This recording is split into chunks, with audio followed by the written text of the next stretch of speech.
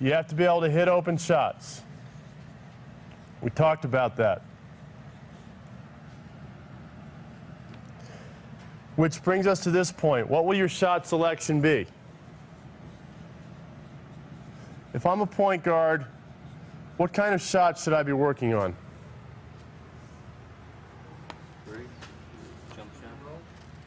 Say it out loud. A jump shot off a screen? That's a good one. So let's say jump shots off the dribble, okay? Is that fair? Somebody else said a three-point shot?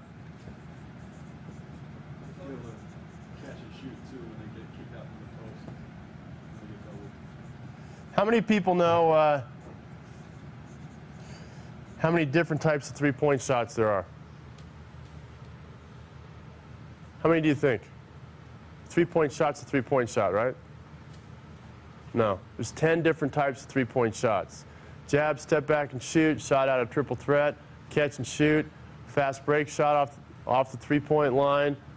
It just goes right down the line. Off of screens, shot fakes with a side shuffle dribble, force shot. How many people run at you when you know you got the ball on the three and leave their feet?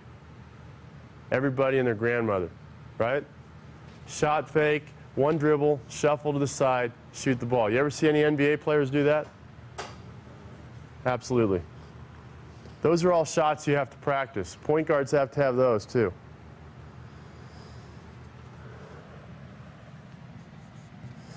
Now, point guards have to be able to shoot, if you're going to be a serious point guard, 80% plus from the free throw line.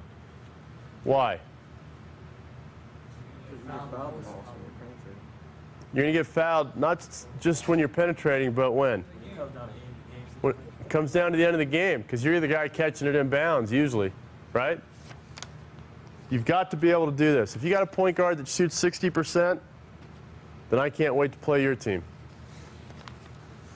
Because you add pressure to that situation, usually it varies. The emotional pressure of a free throw will vary 5 or 10% at the end of the game. It's not a lot of pressure in the middle of a game.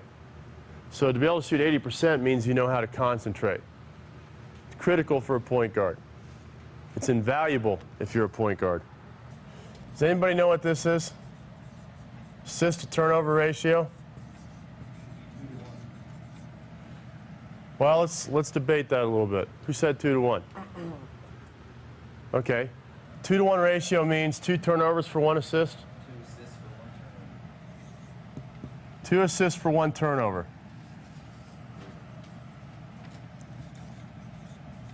That's the minimum it should be for a point guard. If you have a point guard that can't do at least this, you're in a lot of trouble. A good point guard is going to have a 3 to 1 assist to turnover ratio. It means if they get 12 assists in a game, they're going to have 4 turnovers. It's still a lot of turnovers, but when you're dishing out 12 assists, you're accounting for 25 to 30 points. So coaches will live with that. Anybody know what John Stockton's assist to turnover ratio usually is? And I have to talk about him a lot as a point guard because he's just the best that there ever has been. Everybody says it. You know what Gary Payton says about John Stockton? Does Gary Payton talk trash? Huh. He's going to be a garbage collector when he gets done playing the NBA. He says he never talks trash to John Stockton because he has so much respect for him. That's quite a compliment, wouldn't you say? Stockton, most games, his ratio is 4 to 1. Sometimes a little higher. Sometimes he'll have 1 turnover and he'll have 15 assists. It's like 5 to 1. And he's not fancy, is he? He just gets it done. This should be what most players are shooting for. This should be your minimum, which you can do just by being mentally disciplined and not trying to do stupid things with the ball. But if you're coming down and you're losing the ball because you don't pass to a teammate, this is your teammate, he's going this direction. A lot of players throw a pass here or back here. The pass needs to go up here, top of the hand, in the direction the player is going. That's where a pass needs to go, especially on a fast break or if they're cutting out to the wing.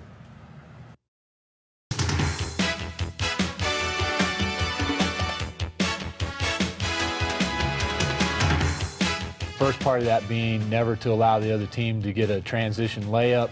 Their first job is to get back and not let people get behind them. After that, they've got to come up and pressure the ball up the court and not let the other team advance it quickly. Let's talk about defensive responsibilities. We talked about full court pressure already, correct? You have to be willing to apply full court pressure. Do you have to be in shape to do that? Sure. One of the best point guards I ever saw at the college level at doing this came out of a school called Timpview High School, and he'd go to the local universities and colleges and play from the time he was a freshman in high school every day with the college players. And what was interesting about it is he was a nag. He was just a pain because he would pick you up full court in pickup games in the summer. And you know what? He was superb at it. He wasn't the best point guard you ever saw in the world, but he was superb at applying pressure. He got a full ride, 6'1", full ride to Northwestern University in the Big Ten. It's not too shabby. All because he knew how to deliver the ball, and he did this. That was why. So I'm giving you a huge tip what to do in the off season. If you're serious about wanting to be a point guard, you can't afford to be tired. Get yourself in shape. Pick people up full court, 2 arms lengths away, and always turn them to their bad ball handling side, right? Always do that. Most teams begin their offense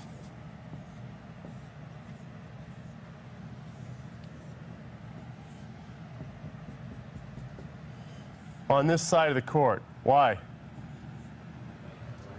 Most point guards are right-handed. In fact, 90%, there's a survey done about 6 years ago watching college basketball, 90% of all plays began on the right side of the court. That's amazing, isn't it? 90%. You want to turn the point guard to the left, not only because it's more difficult for a point guard, but what else is going to happen when you do that? Has the team been used to practicing starting the play from the left side of the court? No, it throws the whole team off, not just the point guard. Does that make sense to you? If you're a point guard, you have to turn the ball to the opposite side. You have to talk on defense. Now, you're not the leader of the defense physically. You're not. The players in the post are the leaders of the defense physically. Why? Because they can see the whole court. Does that make sense? Your vision is limited to what's here, but you are the leader of the defense emotionally. How do you lead emotionally? You talk and get your teammates pumped up. Come on, let's play defense. Let's box out this time. Let's get the break going. You understand? Let's put some pressure on. Let's deny the ball. Can anybody do that? Sure. You should have a rule, and you ought to write this down. You should have a rule as a point guard that every time down on defense, either talk to an individual teammate or your team as a whole giving instruction. Not condemnation, but something constructive. Let's stick that guy. Shut her down, whatever it is. You understand? Deny the ball to that player. I mean, figure out where they're hurting you, take it away. Front the post. Is that possible to do? Sure it is. Talked about emotionally and verbally talking on defense, correct? What about setting the tone physically on defense? Can you do that? Now, like we said, the big guys are back here, aren't they? And they're watching you.